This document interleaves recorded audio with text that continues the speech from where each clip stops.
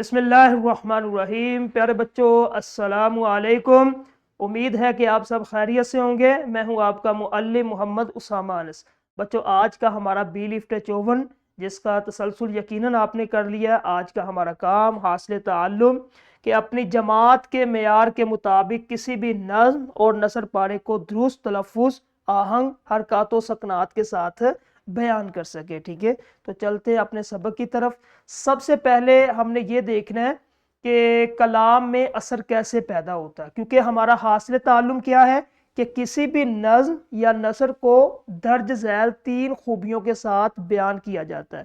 ابھی آپ نے نظم بیان کرنی ہے، پڑھنی ہے اس کو، اور نثر کا دونوں کا الگ فرق ہوتا ہے۔ نثر کسے کہتے ہیں؟ میں آپ کے سامنے بات کر رہا ہوں، اس کو نثر کہتے ہیں۔ اس کا پڑھنے کا انداز یہی ہے جس طرح میں پڑھتا ہوں، آپ بات کرتے ہیں، گھر میں بات کرتے ہیں، اپنے اساتذہ سے بات کرتے ہیں۔ ٹھیک ہے، یہ ہے نثر۔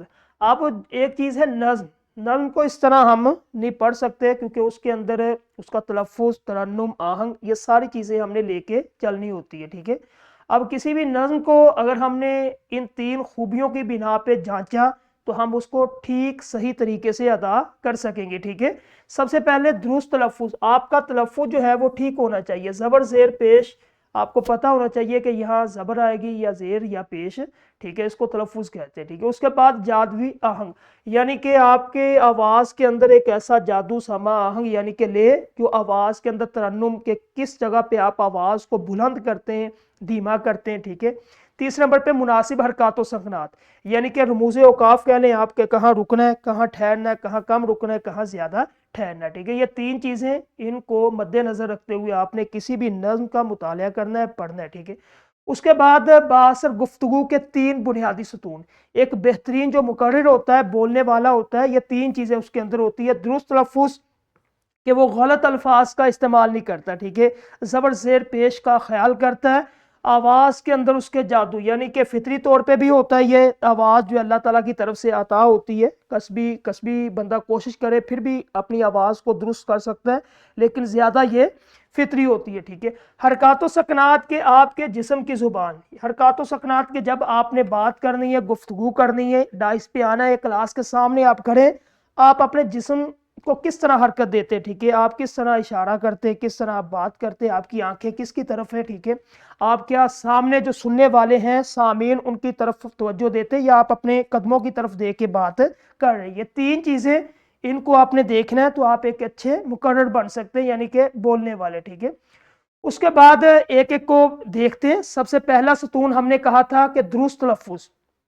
تلفظ کسے کہتے ہیں؟ اعراب کا خیال کرنا، زیر زبر پیش کا خیال۔ ٹھیک ہے، اب یہ لفظ ہے آپ کے سامنے، لام کے نیچے جو ہے وہ زیر ہے، یا گاف کے جو ہے وہ گاف، جو اس کے نیچے گل، اگر اس کے اوپر لگائیں گے غل بن جائے گا، نیچے غل بن جائے گا تو لفظ جو ہے وہ غلط ہو جائے گا، جس کا معنی ہی کچھ نہیں ہے۔ ٹھیک ہے، غل جو ہے اس کا معنی ہوتا ہے پھول۔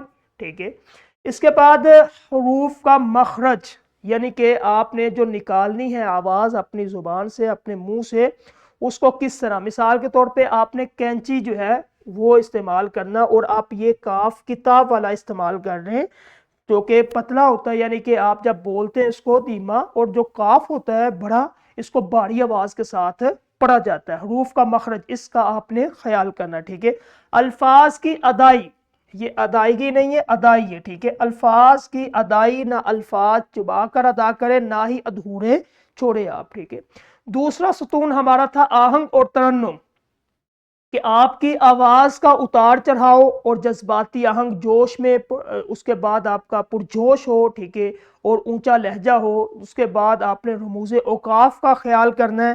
تیسرے نمبر پہ آپ نے جب آپ نے ادا کرنا اداسی یا نرم تحریر میں دھیما اور نرم لہجہ آپ نے بات کرنا۔ جب آپ ایسی بات کر رہے ہیں، ایسی نثر یا ایسی نظم پڑھ رہے ہیں جس کے اندر افسوس یا کوئی منقبت یا کوئی ایسی جو ہے مرثیہ ٹائپ جو ہے نظم آ جاتی ہے کہ مرنے والے کی تعریف کر لے، اس میں آپ نے جوش جذبہ نہیں دکھانا۔ ٹھیک ہے، اس کے بعد تیسرا ہوتا ہے حرکات و سکنات۔ حرکات و سکنات کیا ہے کہ جب آپ نے پڑھنا ہے اس میں سب سے پہلا پہلو کیا ہونا چاہیے کہ سامعین کسے کہتے ہیں؟ جو آپ کے سامنے مخاطب ہے، یعنی کہ آپ کے سامنے بیٹھے، ان کی آنکھوں میں دیکھنا تاکہ ان کی دلچسپی برقرار رہے، پہلا کام آپ نے یہ کرنا ہے۔ دوسرا یہ کہ آپ کے چہرے کے تاثرات وہ بھی واضح ہونے چاہیے کہ آپ جو جملہ استعمال کر رہے ہیں، ایک جملہ آپ غمگین یعنی کہ غم والا استعمال کر رہے ہیں لیکن آپ کے چہرے پہ مسکراہٹ ہے، ایسا پھر آپ کا جو ہے نا وہ باڈی لینگویج جسے کہتے ہیں، یا پھر اس میں آپ کا وہ چیز جو آپ سامعین کی طرف جو ہے تاثر پیدا کرنا چاہتے ہیں وہ نہیں پھر پیدا ہوگا، ٹھیک ہے۔ آپ خوشی کی بات کرنا چاہتے ہیں، آپ کے چہرے پہ غمی ہے، ایسا نہیں کرنا، ٹھیک ہے۔ اس کے بعد تیسرے نمبر پہ ہاتھوں کا مناسب اور باوقار استعمال جو بات کو واضح کر دے، ٹھیک ہے۔ اشارہ آپ نے ٹھیک کرنا ہے، اگر آپ استعمال کر رہے ہیں یعنی کہ دائیں طرف بائیں طرف دونوں ہاتھوں کا استعمال اچھے طریقے سے جملے کے مطابق، ٹھیک ہے۔ اس کے بعد یہ نظم اور نثر کو پڑھنے کا طریقہ، نثر کی طرح نہ پڑھیں، اس نظم کو بہر اور لے کا خیال کریں۔ جس طرح آپ یوٹیوب پہ جائیں اس میں کوئی بھی نظم نکالیں، آپ کو نظم کے پڑھنے کا انداز بالکل مختلف نظر آئے گا، ٹھیک ہے۔ اس کے بعد قافیہ اور ردیف پر مناسب زور دیں، نظم کے اندر قافیہ ردیف کا خیال کیا جاتا ہے کہ شعر کے آخر میں آنے والے ہم آواز الفاظ ردیف جو بار بار آتے ہیں ان کو دیکھنا ہے۔ شاعر کے پیغام اور کیفیت کو ترنم میں ڈالے، یعنی کہ شاعر کیا پیغام دینا چاہتا ہے اس کو اپنی آواز لے آہنگ اور ترنم کی حالت میں اس کو پڑھنے کی کوشش کریں۔ نثر کو کیسے کہ ایسا محسوس ہو جیسے آپ قدرتی مکالمہ کر رہے ہیں، ٹھیک ہے، یعنی کہ جس طرح میں آپ کے سامنے بات کر رہا ہوں۔ جملوں کے اختتام پر صحیح اور واضح وقفہ دے، ٹھیک ہے، جب آپ نے ایک جملہ مکمل کر دینا تو اس جملہ کا آخر میں آپ نے تھوڑا سا رکنا ہے، ٹھیک ہے۔ بیانیہ انداز میں وقار اور متانت ہوتا سنجیدگی، اس کو برقرار رکھے، ٹھیک ہے۔ تو کامیابی کا راستہ عملی مشق کے 3 مراحل۔ پہلا مرحلہ خاموش مطالعہ، متن کو کم از کم 2 بار خاموشی سے پڑھے، اور اس کا مقصد کیا ہوتا ہے، مشکل الفاظ کی پہچان ہو جائے گی اور مفہوم بخوبی آپ کو سمجھ آ جائے گا۔ دوسرا یہ کہ آئینے کے سامنے کھڑے ہو کر بلند آواز میں آپ نے پڑھنا ہے، اپنے چہرے کے تاثرات، حرکات و سکنات کا خود جائزہ لینا ہے۔ تیسرا یہ کہ اپنی آواز کو ریکارڈ کر لیں، ریکارڈ کرنے کے بعد جب آپ سنیں گے آپ کو بہت ساری غلطیاں نظر آئے گی جو آپ نے کی ہے، پھر آپ اس کی اصلاح کر سکیں گے، ٹھیک ہے۔ تو یہ تھا آج کا آپ کا کام، اس کو آپ نے مکمل کرنا ہے، اس کے بعد یہ تدریسی جانچ ہو جائے گا اور گھر کا کام ہو جائے گا۔ اسی طرح آج کا ہمارا لیکچر ختم ہوا، کل انشاءاللہ ایک نئے لیکچر کے ساتھ ملیں گے۔ السلام علیکم۔